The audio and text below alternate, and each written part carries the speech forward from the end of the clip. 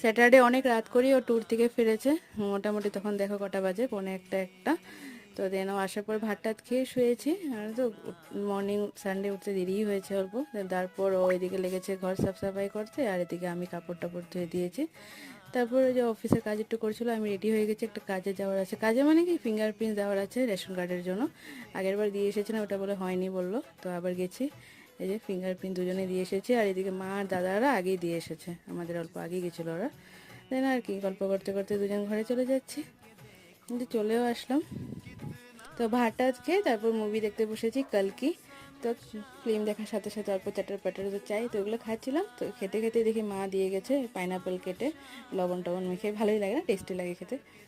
আর বিকালবেলা এসে যে জেঠিমুনি আর দিদি, তো সেই গল্প চলছে আমাদের। তারপর খাওয়া হলো মেকারনি, মা বানিয়েছে। তো সবাই মিলে এই গল্প টল্প এগুলো চলছে, সানডেটা আমাদের এইভাবেই কাটলো।